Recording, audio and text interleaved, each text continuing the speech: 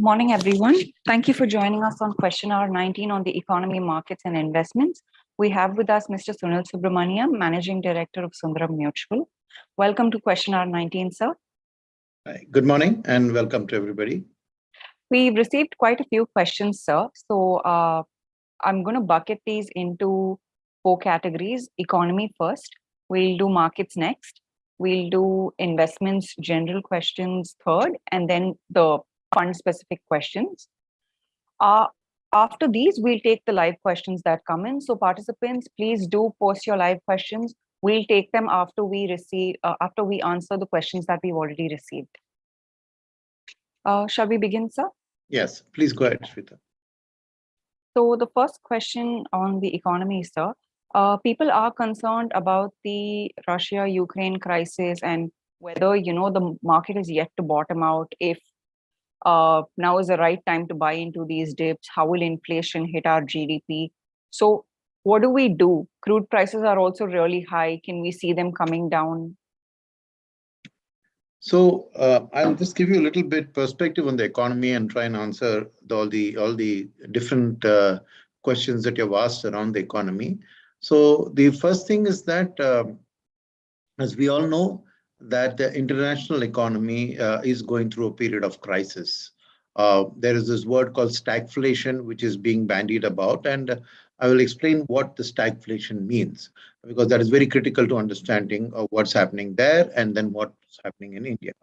So the thing is that post the COVID crisis, the central bankers of the advanced countries, that is in US and in Europe and in Japan, had adopted a liberal policy in terms of both quantitative easing, which is pushing liquidity into the system and into the hands of consumers, as well as rate cuts. Now, this was in a bid to revive the economies from the threat of recession which the COVID pandemic had introduced. Now, what happened was these two things, liquidity pumping and interest rate cuts, led to a nascent revival of demand in the US, which meant that inflation started rising as demand rises.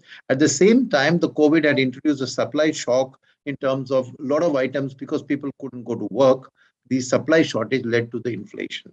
So the inflation rise, however, initially the Federal Reserve and other ECB and others treated this as temporary inflation and did not, as normal, when an inflation rises, you normally hike interest rates. They delayed it. They continued their action because they were giving more importance to the economic revival. At this stage, when both the demand inflation also started rising and the Fed was delaying its actions, the Ukraine war came upon. The Ukraine war created a fresh supply side crisis because, as you know, Russia supplies a lot of oil to the world, and Ukraine and Russia combined also supply a lot of food to the world, namely wheat and soya bean and others. So this further exacerbated the inflation situation. At the same time, because of these shortages, the growth recovery which was being seen in the US slowed down. So you had high inflation and growth stagnating. That is why it's called stagflation, stagnant growth with high inflation. Why is this a problem? It's the problem now is that central bankers can neither cut interest rates nor hike interest rates. They can neither pump in liquidity nor withdraw liquidity. So what will they do? They have to make a choice, right? They have to make a choice that is inflation more important or growth more important. And the current read is that they are treating inflation as more important because it hurts the common consumer. So they are hiking interest rates. And naturally, while this may cool down inflation over a period of time, it is going to hurt the nascent growth revival. Hence, the next fear is that this set of interest rate hikes would lead to an economic recession in the US and in the advanced countries. And that fear has what has led to all the impact on the markets. Now, the Russia-Ukraine crisis also caused then oil prices to rise, and from wherever they were at $60, $70, they are now well above the $100 mark. Now, why is this so important for the world? Because the oil price rise means it hurts both retail consumers and companies which use oil and its derivatives in their production. So oil clearly has a recessionary impact on the world economy. Further, from an Indian economy perspective, the oil price rise hits us very badly because of the fact that India is a net importer of oil. We don't produce enough oil on our own. So the huge import on our oil means that our country has to borrow a lot. So the current account deficit, the fiscal deficit, all of this tend to come under pressure. Petrol prices for the retail consumer go up, and the currency of India gets an impact. As you have seen, the rupee has weakened versus the dollar, right? So this will have some amount of impact on the Indian economy. However, I would say that please do not think that because the advanced countries are in a stagflation heading towards recession, that the same is true about India. Yes, there will be the impact of the oil price to some extent on India's growth. There will be the impact of oil price on inflation in India, but the growth drivers in India are very, very different. First of all, the Reserve Bank of India, unlike the Fed and all that, has been far more proactive in taking a balanced approach towards liquidity and interest rate cuts, right? While they continued the interest rate accommodative policy with the idea of promoting growth, in India, the government has been very proactive by doing infrastructure spend, announcing a lot of SOPs for infrastructure and for infrastructure related sectors like housing. And hence, India, there is a supply side growth. So, even in this whole scenario of a slowdown of the world economy, Indian growth is still expected to be around 6 to 7%, which is among the fastest in the world. So, while there is a rising inflation in India, please remember that our growth is not getting affected to the extent that the advanced countries are. And there is no fear of stagflation in India, nor a threat of recession in India. So the strong growth prospects, while inflation could cool it down a bit, a little bit of healthy inflation. So Indian economy historically has had a 6 to 7% inflation rate, whereas the advanced countries have seen 2% around inflation rate. So today, the 6 to 7% inflation in the advanced countries is 3 times their historic inflation, whereas India at 6 to 7% is around its long-term average inflation. So this 6 to 7% inflation is a sustainable inflation for India and is not likely to affect our growth significantly. Finally, on the inflation front, in the CPI, which is where the RBI uses as a basis for deciding for rate hikes and rate cuts, the CPI inflation 49% of it comes from the food basket for India. Of the 49%, only about 10 odd percent is imported food. So India, it depends on domestic produced food, and we produce enough wheat and rice for our needs. As you know, the government has banned wheat exports recently, and with the expectation of a good monsoon in the coming years, food inflation with the supply of food grains going up should ease down. So the situation in India economically is very different from the situation abroad, right? To the extent that the situation abroad affects flows, I will address when I come to the markets related questions. But at this point in time, I would say that the Russia-Ukraine conflict is a political crisis. We have no idea about when it will end. But till the political crisis lasts, the situation around the advanced countries' growth is going to be challenging. And if at all they do slip into recession, it could have a worldwide impact in terms of all the countries which supply to the advanced countries, notably China, India, would naturally see their exports slow down a bit. So we have to wait and watch for the political crisis to end. That is not something that is predictable. It depends on a whole lot of things and issues, and we have to be careful observers of that situation. So with that, I hope I have addressed.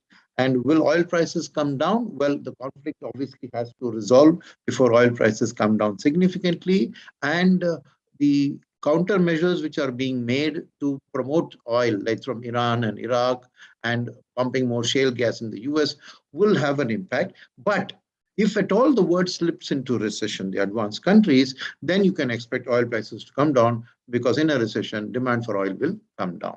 So wait and watch for the recession related numbers and indicators from America and Europe. The next question, sir. Are we anywhere close to a 2008, 2009 kind of scenario?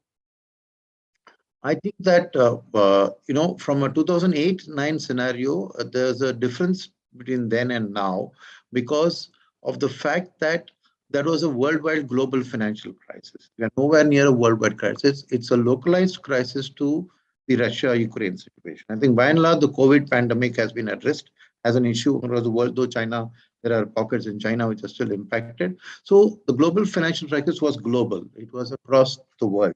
Whereas this now I would say is localized to those countries dependent on Russia-Ukraine situation for the future and not necessarily a worldwide crisis. So I would say that we don't need to fear a 2007-8 kind of a collapse of the world economy. Can we now move to the markets related questions? Yes, sir. Yes, sir. So, If you can summarize the questions over the nature, that'll be yes, sir. nice, right? Yes, sir. So, most people want the outlook, especially on small caps and also which Not on sectors, investments. We can talk the broader market questions, please. sectors which will do well, and where to focus for the next 3 to 5 years. Okay, so I think first we need to get a sense of overall markets before I go into sectors. Okay, so what is likely to be the impact on the stock market? So as you are seeing, the market is a function of two things, right? The function is a function of the economic prospects for the near term, as well as the liquidity and the news flows which come in not just from the domestic features but from overseas. As you may be aware, right from October of last year, the market has suffered a significant outflow of FII money out of India. Why did this occur? It relates itself to the economy, right? When the crisis started, there was a pumping of a lot of liquidity and cutting of interest rates. So people could easily borrow money from the US banks and put that money into markets like India. And India got a large share of the flows because at that time, oil prices were very, very low. So Indian economy investments by foreigners is very closely linked to where oil prices are.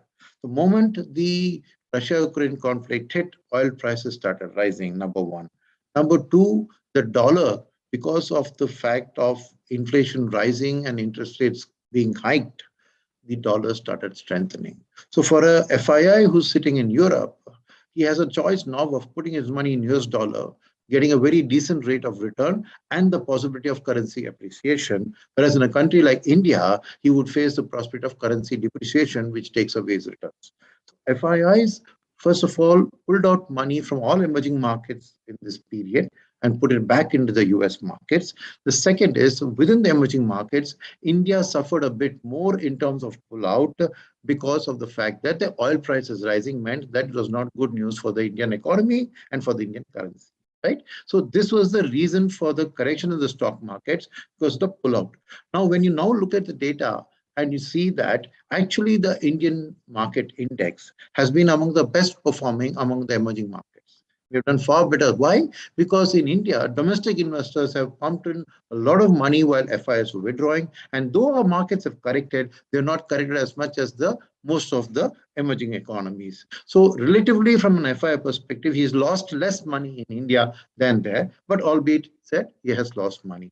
So the markets have corrected because of the pullout by FIIs. And though domestic investors have been buying, they have not bought everything that the FIIs have sold. Right? The FIIs generally had bought safety-oriented stocks like FMCG, IT, pharma, but domestic investors, mutual funds, and insurance companies are not necessarily buying those. Why? I'll just come to. But before that, please understand that the markets will continue to be volatile as long as the Russia-Ukraine crisis continues, as long as there is a fear of recession and hence fear of high inflation and interest rates are continuing to be hiked. FII flows will stay away from India because the high interest rates in the US and the dollar strengthening is a good investment avenue for them compared to emerging market countries. So we have to wait for that situation to change. Right now, when will that situation change? That situation will change when, after interest rate hikes cool down inflation, if the advanced countries are then slipping into recession, you will see that they will start pumping liquidity again in order to revive their economies, which have suffered in this period. So, to pull the advanced countries out of recession, there will be fresh note printing or quantitative easing, as they call it, happening in the advanced countries. And that money will then, because when that happens, the US dollar will start weakening, which then is good news for India because the rupee will start to not weaken so much. Second, a recessionary trend in the US and the Europe will lead to oil prices decelerating and coming down, which again is good news for India. So the moment we see that clearly that the US economy is going into a recessionary phase, you can expect that the Indian markets will start looking up because of the fact that, one, right, when the recession happens, oil prices come down, positive for India. Two, when they then start cutting interest rates again, to boost growth, it means that again, cheap money can be sourced in the US and invested in India. And three is that the growth prospects of the Indian economy are not linked to the US recession, because except for export-oriented sectors like IT, which are dependent on the growth in the US, you will not see that Indian growth is dependent on government capex spending, private sector capex spending, as well as export FDI. If you have seen the data, FDI flows have a record high. What is FDI? Because government has launched schemes like the PLI scheme, which is inviting foreigners to set up factories in India and re-export goods out of India. That will help create a capital goods revolution in India. So we are essentially driving our own growth through a capital goods cycle, which is not going to get so impacted by what's happening in the world. So this domestically driven growth story will attract as a magnet for fresh FII flows. The question is when, right? That will take time. You cannot expect that to happen now in a month or two. But if you have a view of 6 to 9 months, I see that this is the trend playing out. And hence, from that perspective, from a market outlook, right, this is a time for you to recognize the volatility and choose your assets accordingly in terms of this. I'll address those when I come to the investment side questions. So from a sectoral perspective, as Shweta said, some of you have asked a question, is it a good time to invest in IT? I would say no. Why? Because that's what the FIIs bought a lot of, and that's what they're selling a lot of.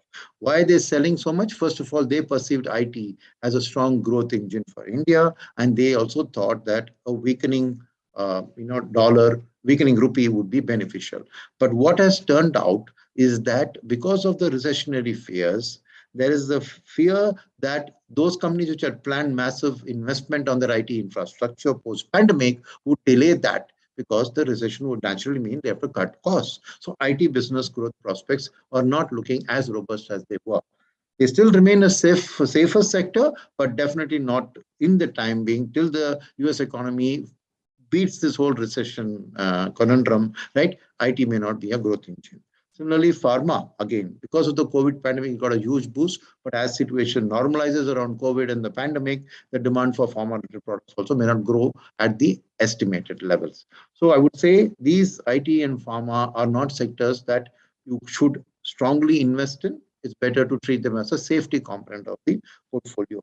Which sector then is a good investment opportunity? I would say that if you turn your eyes to the domestic scenario, I would say domestic growth is on a strong wicket over the next 3 to 5 years. And so there are three sectors around domestic which I see as a good investment opportunity. The first is the consumer discretionary. Right? India has seen a long time where consumption has been hurt by the pandemic for 2, 3 summers in a row. So some amount of the pent-up demand, you're already seeing it in the contact centers like travel and hospitality, but that will now spread to general consumption. So I expect that over the next 6 to 9 months, consumption will slowly make a recovery, especially in the discretionary consumption. So that should be a good pick from a 3 to 5 year perspective.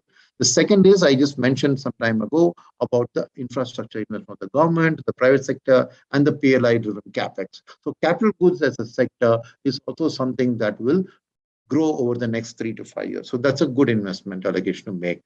The third sector is something which will support both the consumer discretionary and the capital sector, which is the financial services, notably the banks and the large NBFCs. So I would say these three sectors, banking and financial services, consumer discretionary, and infrastructure related capital goods stocks and sectors are good investment opportunities for the 3 to 5 year time frame, right?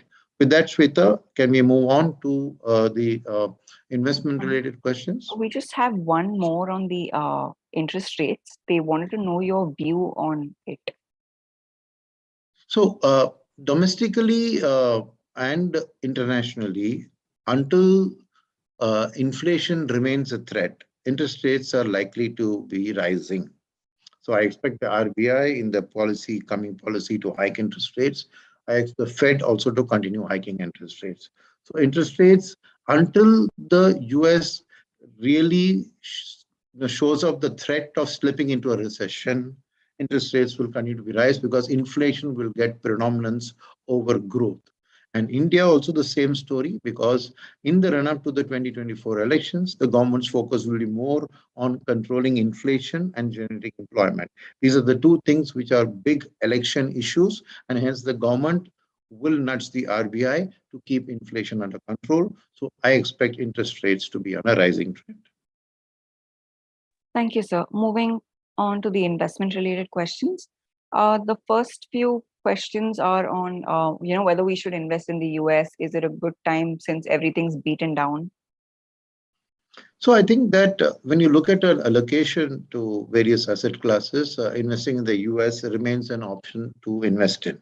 But bear in mind that the US stock market is coming off a very long period of strong growth, right? So when there is a correction taking place, if there's a recessionary view around the US, right, naturally the growth prospects will need to be revised, the EPS growth will need to be toned down. So I expect a continued period of volatility around US earnings to get shown up. Second is the US stocks. If you see even the S&P 500, as much as 35 to 40% of the S&P 500 companies have their operations outside of the US. So the US stock market is not necessarily a full reflection of the US economy. So I would say that investing in US stocks, right, is something that you should always do because it's the strongest part of the world, but don't overweight it at this point in time. Wait for the economic data to come out. Just because something has corrected a lot doesn't mean that it's a good buy. These sectors which will bounce back will get known when the components of the recession come out clearly and the Fed then starts talking about cutting interest rates and boosting economy. That's the time when we will see something like that happen. But as a diversification tool, I would say yes, to keep certain amount in overseas, because if the rupee is depreciating, to some extent, overseas investments can take you advantage, help you take advantage of the rupee's currency in terms of your own stocks or mutual fund, values increasing. The next question, sir, from some senior citizens. They have some investments in mutual funds, but now what should their asset allocation be like?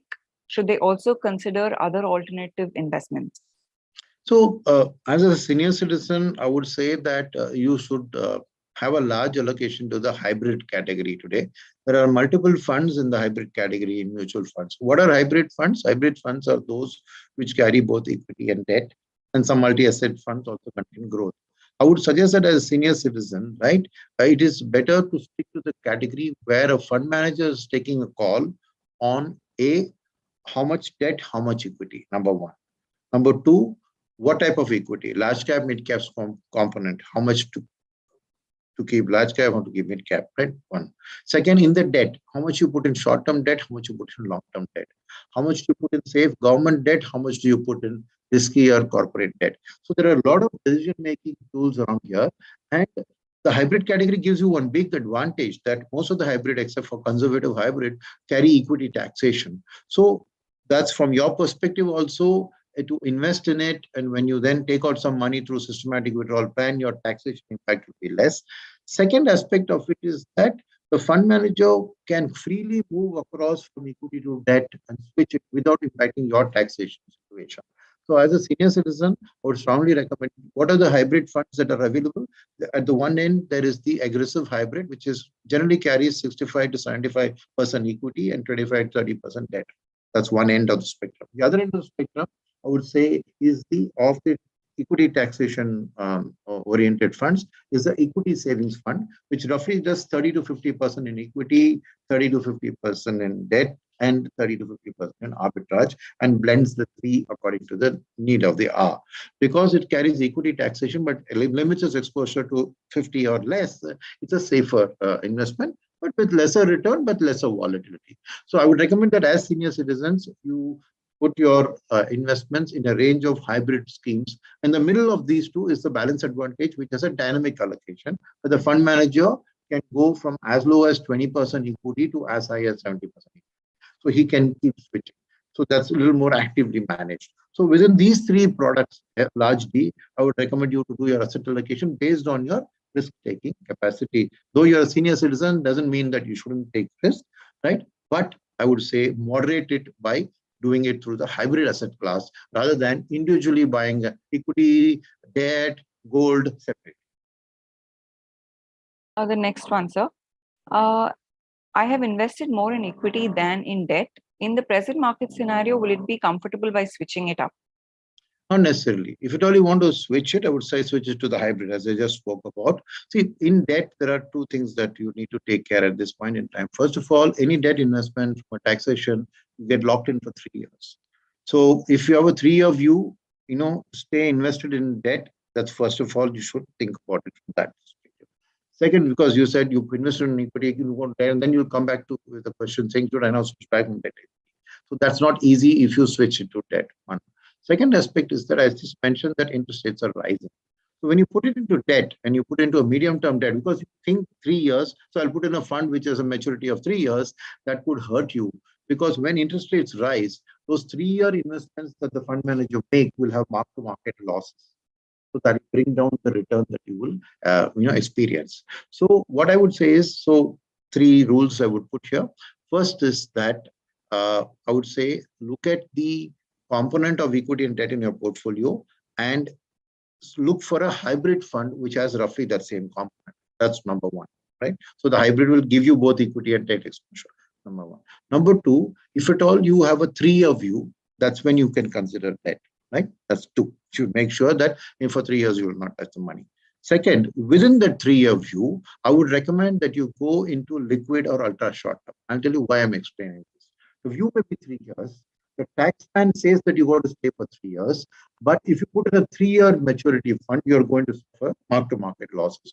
So if you stay for 3 years in a liquid ultra short term, that kind of a low duration, that kind of activity, the advantage is that you get the 3-year taxation because your view is for 3 years, but they reinvest their corpus. They don't take long-term exposures. Liquid reshuffles its exposure every 30, 60 days. Ultra short term would do that somewhere between say 30 days to a year. Average would be about 6 months. By doing so, any rise in interest rates, they can bring home the advantage to you because they would reinvest your money at higher and higher interest rates. So over a 3-year period, you would end up minimizing mark-to-market losses, but gaining the accrual income from the rising interest rates scenario, right? That's the point. Final point I would like to say is that please do consider that the most conservative of the equity-oriented hybrids is a good alternative to debt. Because which is the equity savings schemes, right? Which carry 30 to 50% equity, 30 to 50% debt, 30 to 50% arbitrage. What they provide is the benefit of equity taxation, and they also provide you a little bit of fillip from the equity markets. At the same time, they protect you. The equity markets go through correction, the debt and the arbitrage protects you from the downside. So it's an ideal blend in between the two. And the beauty of this is that if you feel that the markets have corrected and want to switch your allocation to equity, then even if you do it after 1 year, you're only 10% equity taxation to suffer compared to debt funds. Second is that even in the short term, if you want to switch in 6 months or 9 months, the taxation in short-term capital gains is only 15%. So it's a good tax efficient way to park your surpluses and switch to equity when needed. So I would encourage that based on your risk profile, you can even look at it, say that I don't want to stay for 3 years in debt-related activities, but maybe for a shorter time, then equity savings can come to your aid. So that's the way I would address the situation at here. Next one, sir. Do you believe that the next 10 years will be a golden period for the Indian economy and stock market? Absolutely. I said that sometime back that I believe that India is going through a government supply-driven GDP growth cycle. In supply-driven GDP growth cycle, there's greater certainty because the government's fiscal situation is improving. They can allocate to capex. They've done a lot of enablers for FDI to come in and support capex. And India's capacity utilization is back at 72%, which is our long-term average. So capex will happen in those sectors which are at 70% plus, because the average is 70%, because they will run short of capacity in a few years. So there's going to be a strong supply-driven GDP growth. And then this supply, as it creates jobs, will lead to its own demand-led growth. So I believe India is in a secular growth phase of high single-digit If everything works well, you will even slip into double-digit growth in sometime in 2, 3 years' time. So I believe that on a 10-year time frame, yes, India is slated. I think we will be overtaking the UK very shortly in terms of size of GDP. We've already overtaken France. So our former colonizing countries, right? We are now overtaking them. So India is among the fastest growing countries in the world and will be so for the next decade. The next one, sir. Regular or direct plans, which should we choose? So I think that it depends on the level of your knowledge of the financial markets. What you essentially are saving is the fee that's paid from the scheme to the distributor who gives you the consideration of which fund to choose. So if you are financially savvy, have the time on your hand to study the markets, then you can make direct plan and you will save that whatever, maybe 1% of savings per annum, right? But then you could make strategic mistakes, tactical allocation mistakes, if you don't have the full knowledge of the depth. So going to a high quality distributor advisor who will choose the asset allocation for you has its value, but it comes at a price. So depending on the level of the time on your hand and the knowledge that you possess, right, you can take a call on direct. My recommendation is even if you have the time and the knowledge, right, it's always beneficial to get the advice from somebody, and 1% over a long period, if the stock market is going to deliver double-digit growth and you're getting 1% for advice, making the right asset allocation could make a difference of 3 to 4% to the per annum to the returns that you get. So I would say that choose a quality advisor stroke distributor, and doing through them is something that over the long term will compensate for the difference in cost.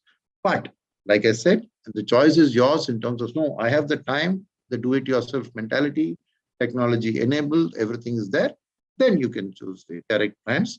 But then remember that you are responsible for your actions, because whether you succeed or fail, you succeed, you take the credit. If you fail, you take the blame. If you would like to put that to somebody else, then the regular plan comes into play. So I leave the choice to you in terms of.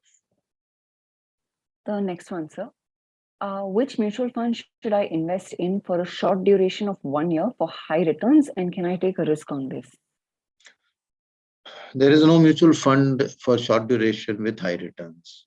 So high returns can happen in the short duration unpredictably. Like the COVID happened, the pharma sector gave golden returns. Like the quantitative easing happened, so FMCG and IT sector gave returns. So in the short term, and high returns are not something that go hand in hand with each other. So I would say that if you're in the short term, saying that I want high returns is a bet. It's a speculation. So what will pay off, your guess is as good as mine. If you want to talk about long-term and high returns, I'm happy to give you some guidance. But short-term and high returns, I think the very high risk play is more speculation and gambling rather than an investment approach. Thank you, sir. The next one, what strategy do we follow now? Should we do an SWP or is an SIP still okay? I think they are two very different. SWP is where you take out money, SIP is where you put money. So if you need regular income, SWP works. If you're investing for the long term, SIP works. I think they are two different ends of the spectrum. And when do we is it the right time to opt for an STP then? Doesn't matter, an STP or an SIP. In SIP, you're taking the money from your bank account. In an STP, you're taking it from a liquid fund or a debt fund. So it really doesn't matter. Between SIP and STP, there's nothing much to choose. Moving on to our fund-specific question, sir. For my retirement, which is about 8 years away, I have chosen Sundaram Multi-Cap Fund. But is it a highly risky fund as it has a large allocation in small cap stocks? Kindly advise if I should stick with it or not. Well, the answer is that it is riskier than the large caps because it has a minimum 25% in small caps. But if you have a horizon of 8 to 10 years, I think that risk will pay off with reward. So I would say that actually looking at the growth story of India, the multi-cap is a good segment to be in, provided you have that 8-year outlook, right? But don't look at your fund after 1 year and 2 years and 3 years. There are times when small caps do very well, times when small caps do very badly. But the fact that it's limited to 25% small cap means both the damage is limited as well as the growth is also captured.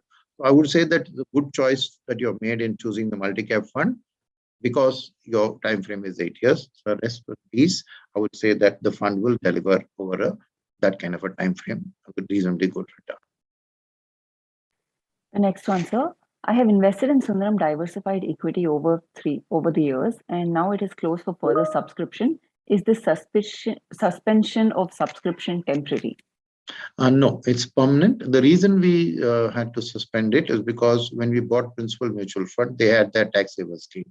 We had to make a choice between continuing our tax saver or adopting Principal tax saver.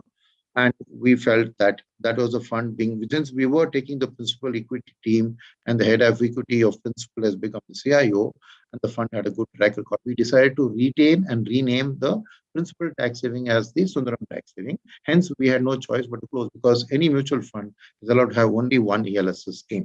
So the Sundaram tax saving scheme is a very good performing scheme. And I would say that you can continue to invest in that scheme instead of in the diversified equity, where after a period of 3 years, we will merge that scheme with the Sundaram tax saver scheme. The next one, sir.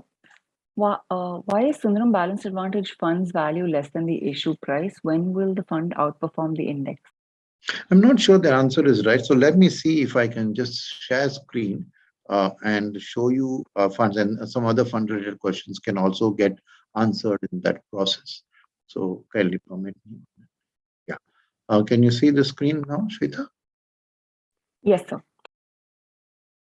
Yeah, so as you see on the third line here, the balance advantage fund, and if you look at the fifth column, it gives the NAV of 24 rupees, which means that somebody who invested 10 rupees, the fund has actually grown 2.5 times. So your thing about it's less than the issue price is a bit puzzling to me. I'm not sure that is the case, because if you see over the time frame, right, it has delivered in 2 years 17.5% per annum returns, and over 3 years it has delivered 10.5%, which is far better than bank fixed deposits, which is the typical benchmark that a hybrid category fund should carry. I hope that reassures you that the fund is indeed performing well and has a good space. I leave the screen on here now, because any other fund related, I can refer to the table for the respective things. So let me just explain this table here. So on the left-hand side, we are given the various types of schemes: are pure large cap, pure mid cap, small cap, followed by the multi-cap related schemes, then by the hybrid related schemes, and then the sectoral schemes. As the order top to down, it gives the number of funds in each category that the mutual fund industry has, the next column. And then when you see the set of thinking quartile means if you put all the funds there, the top 25 is called quartile 1, which is if the number 1 comes in. Next to 25 to 50 is called quartile 2, which comes as 2 there. 50 to 75 is quartile 3, and 75 to 4 is quartile. So quartile 1 is the best, quartile 4 is the worst. So this gives you the 1 year, 2 year, 3 year, and 5 years where Sundaram's funds feature within the industry. Then it gives you the NAV of that fund, which I just referred to for balance advantage. After which the columns show you the rank of that. When you say quartile, it says it's between 1 and the 25th percentile, but it gives you the exact rank here, and then the actual returns are given in the subsequent over 6 months, 1 year, 2 years. So any other fund related questions, we can refer to this table if need be. In the meantime, I'll leave it on there, and Shweta, you can proceed with any other fund related questions. Yes, sir. The next one is on Sundaram large and mid caps performance, sir. Yeah, so from large mid cap performance, as you can see, in a 1 year, it's quartile 2, which is in the top half of the industry, right? And if you see over a 2 year, it's given a 29% return. On a 6 months, all funds are negative because the stock market itself has been negative, right? But if you see on a 1 year, you see most of the funds have delivered positive returns, including the large and mid cap, which has given 11% double digit, 10% return. So I think the fund is performing fairly well. And for the long run, it's a very good fund in its performance. So please rest assured. The next question on Sundaram's small cap fund, sir. Yeah. Performance and why it has decreased after the merger. No, I think that the merger of the principal, a lot of people from principal small cap are probably asking this, but bear in mind that the merged fund, principal small cap was a very small fund, Sundaram small cap was a very large fund. So relative component of the principal small cap would be very less in the total, right? The second is that the portfolio, naturally now it's being managed by Ravi Gopalakrishnan. He has to rejig the portfolio. So only on 1st January that the funds merged. After that, it will take 3 to 5 months to take away the stocks which Ravi feels that are not suited, add the stocks. So you have to give it a period of time. We'll be completing 5 months by the end of this month.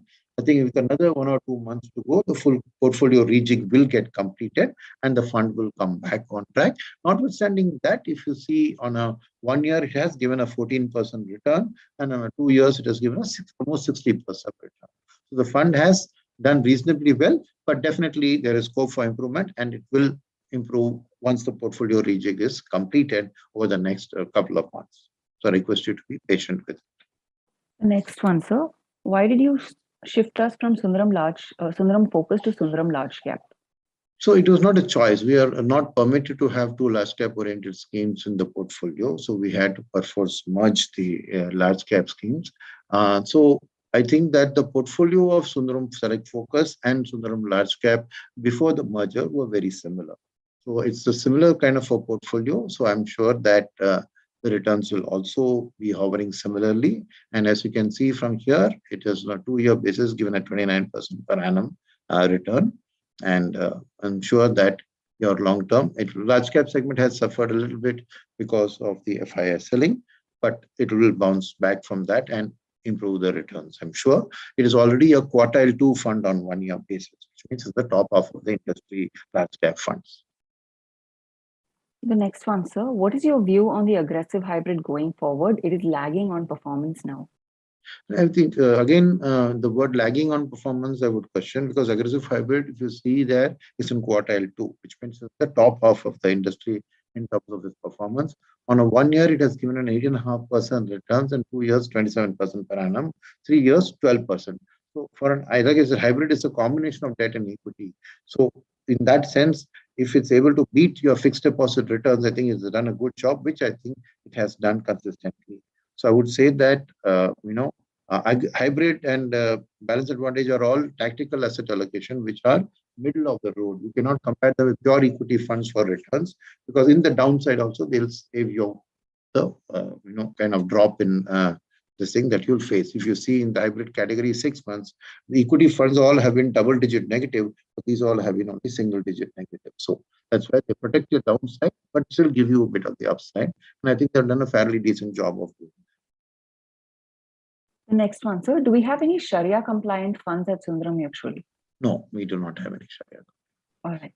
Moving to the live questions now.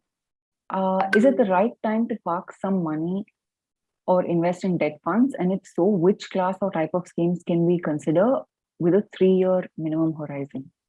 So it's not the right time for debt, but at the same time, if you have a 3-year horizon and would like to take advantage of rising interest rates, I would suggest that you put your money in a liquid fund or an ultra short-term or low duration fund. These are 3 funds where the benefit of rising interest rates come to your aid. So liquid, ultra short-term, low duration. Choose from these 3. The next one, sir. How long do we anticipate that the DIIs and the Indian retail investors will continue to play an antiroot to the Fed liquidity sucking actions and RBI rate increasing actions? I think that as long as the Indian growth story is attractive, as long as the real rate of return of equities is much better than the return on FD. So if you look at inflation at 6 to 7, FD is giving 6 to 7, you're getting 0 real rate of return. So whereas in equities, even if this period has seen a loss, but over a long term, as you can see here, over 1 year, most equity funds have given double-digit returns. If you take a 10% long-term capital gains and you subtract inflation, you're still making post-tax real rates of return from equities. So I would say that the SIP book growing, people are not going to stop SIPs suddenly, means there's a constant flow of things. The second is that you have to look on the Indian economy being bullish, mutual funds will continue to be buyers. So I think I don't see a threat to that until, and RBI's rate hikes are meant more to cool down inflation. The moment there's an impact on growth, RBI will reverse its stance. The RBI One, I think it's very fast and proactive. Don't wait only on policies to act. Second, the RBI has a very close correlation with the government. They think and act together, and sometimes one acts first and the other acts later. So I think that RBI's job is to give confidence to the country and to the rating agencies that India is on a well-calibrated growth path without getting inflation out of hand. I don't think that uh, the RBI's actions are anti-economy or anti-thing. So to that extent, we have to have faith the RBI is actually guiding the country to a more stable, less volatile, both in the currency and the interest rate front growth. So I would say the story on India is good, remains good. And as long as that's true, you will see domestic flows continue to sustain the stock market to the extent that FIs are selling. If the US slips into a recession, as I said, FIs will also start putting money back into India as liquidity increases. And that means that both domestic and FIs will buy. So in that sense, that the outlook for the market also is positive in the medium term. The next one, sir. Would you advise purchase of long-term GOI securities vis-a-vis annuity schemes of insurance companies? I'm not really an expert on the annuity schemes of insurance companies, but long-term GII securities for you to buy, like I said, the interest rates on GII securities are about 7.3% today. They are at about inflation. So if you're a long-term holder and are satisfied with that kind of a return, that's fine. But insurance annuity, I'm not an expert on that from the insurance industry, so I wouldn't be able to advise on that. The next one, sir. GST collections are robust. The exports are rising, though imports are rising too. All these look together are overall a positive indicator. Your insights, please. Yes, absolutely. I agree with you that exports are rising even in a world which is slipping into a recessionary trend because it's the import substitution of the advanced countries which is helping India. People are moving away from China, people are moving away from Russia. And India has been strongly supporting the foreign manufacturers to come in and set up shop in India and boost exports. I think that to that extent, our economy is poised for a good growth phase. Imports will rise, like you said, because we don't have all the raw materials and goods we need to produce what we want to export or to consume. So the imports rising is actually a good thing for India. It means Indian economic activity is moving. GST rising is obviously very good because we have already formalized and digitized a lot of the economy. So all of that is coming to the aid of the government. The positivity of the GST collections means that the fiscal deficit fears are less, which means that the government can continue to invest on capex the way they promised in the budget. So all these are good pointers, and I think that's the reason that domestic investors are keeping their faith in the stock market and are buying on a daily basis. The next one, sir. Some of my invested funds have been merged into other funds last year. Does that result in any capital gain event for me for the year? Not really. The law is very clear that a merger on which you didn't have a choice, which is driven by the merger itself, is exempt from capital gains tax. You can consult your auditor about that, but the rules are very clear. That was our last live question for the day, sir. Thank you very much. I was very happy with the kind of response and the very wide-ranging questions. I hope you found the session useful, and we have finished just about in the time to the 1 hour that we allotted. Wishing you all the very, very best and look forward to meeting up with you in our question and answer session next month. All the very best. Thank you, sir.